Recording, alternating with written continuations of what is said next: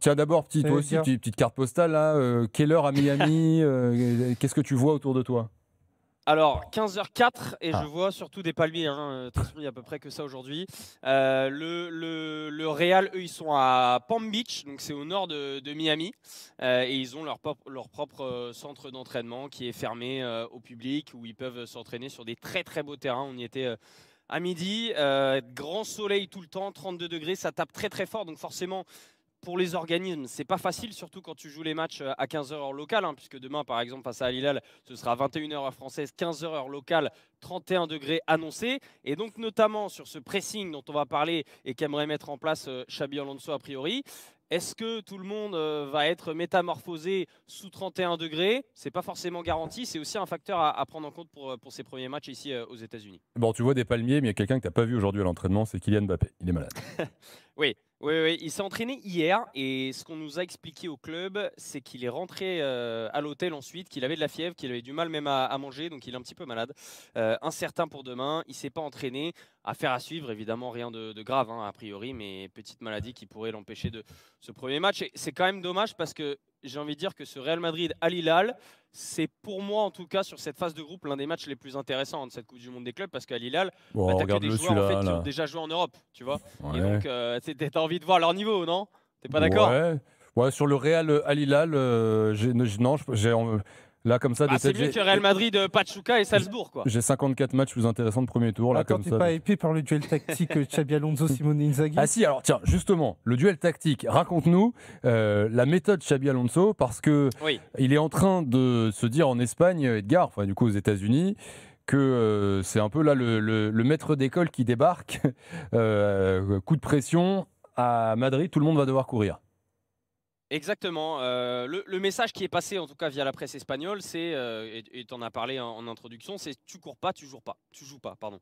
Et en tout cas, ce que je peux vous dire, c'est que l'intensité à l'entraînement est vraiment visible, elle se ressent.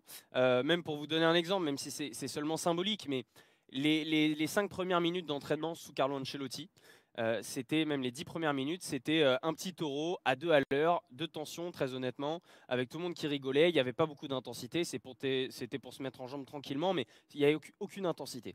Là, avec Xabi Alonso, on commence tout de suite avec des passes en une touche, des courses pour se mettre justement dans le jus physiquement, dans le bon tempo physiquement, pour être dedans avec tous les membres du staff, les nouveaux membres de son staff qui donnent des indications tout de suite.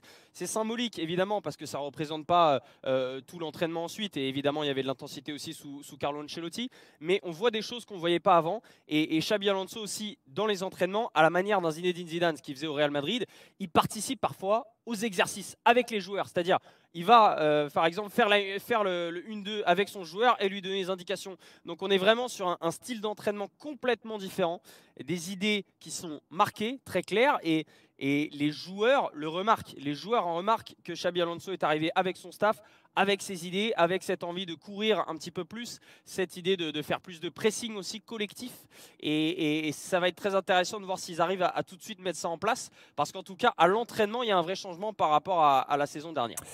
Est-ce que Xabi Alonso a raison de vouloir, je vais dire bousculer, en tout cas essayer de changer la mentalité notamment de ses attaquants? Vous nous appelez au 32-16 pour venir en débattre. Jen? Oui, je pense qu'il a raison. De toute façon, c'est pour ça qu'on a changé d'entraîneur au Real. C'est pour avoir de nouvelles méthodes et de nouvelles exigences. C'est déjà ce qu'il faisait à Leverkusen. Je ne suis pas surprise qu'il essaye immédiatement, après son arrivée, d'imposer ses idées nouvelles. Maintenant, comment ça va être reçu sur le moyen long terme, c'est autre chose. Mais si c'était pour faire du Carlo Ancelotti bis, ça n'avait aucun intérêt de changer d'entraîneur. Oui, mais Leverkusen n'est pas le Real. C'est la recette qui a fonctionné Leverkusen. Peut-être, mais on peut pas l'empêcher d'essayer. Le but, quand tu changes de coach, et le but de le faire venir lui précisément, bah, c'est quand tu recrutes un coach, tu le recrutes d'abord pour ses idées et pour ce qu'il a réussi à mettre en place avant. Alors oui, avec des effectifs différents, avec des budgets différents et des objectifs différents.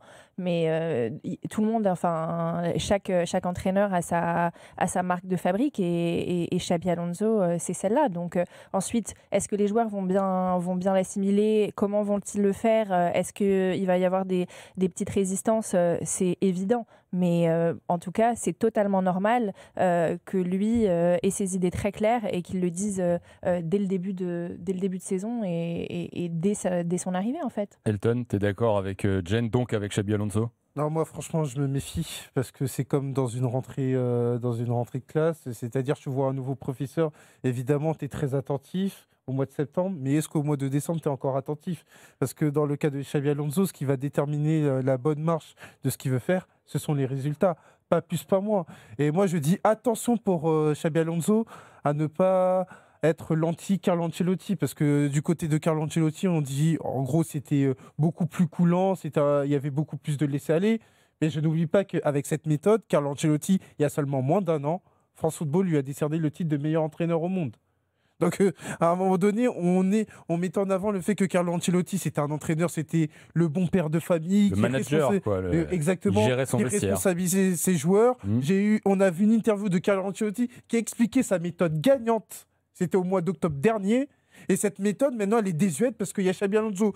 Mais personne ne t'a dit qu'elle était désuète. Le but, c'est pas de critiquer Carlo Ancelotti. On sait l'entraîneur qu'il est et on sait ce qu'il a gagné. Le but n'est pas là. Le but, c'est de dire, est-ce que quand Xabi Alonso arrive, il a raison de mettre en place sa philosophie de jeu et d'entraînement. Tu peux pas dire... Après, non, mais là, pour être un peu plus précis, pardon, Jen, c'est plus que sa philosophie. C'est le message qu'il fait passer. Edgar, tu me dis si je me trompe, mais le message qui est fait passer, et notamment dans la presse espagnole, c'est coup de pression, quoi. Les attaquants, il va falloir courir, il va falloir défendre, sinon vous serez sur le banc. Il y a un petit côté crise d'autorité, non?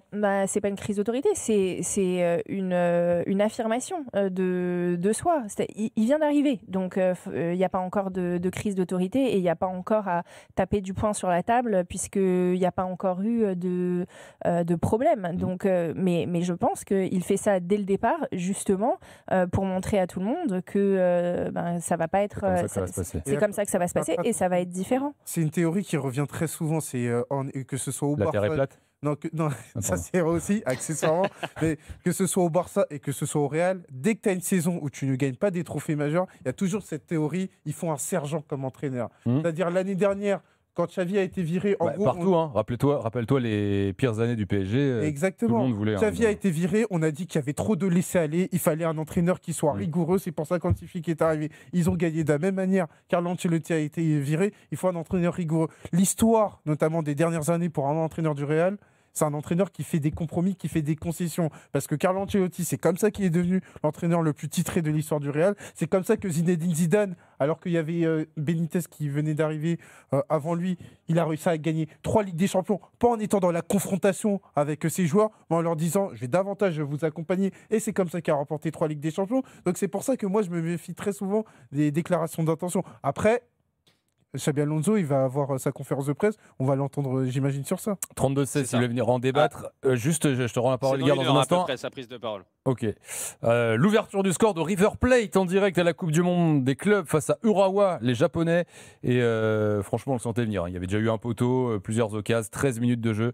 Et River Plate mène 1-0 face à Urawa dans le match du soir de la Coupe du Monde des clubs.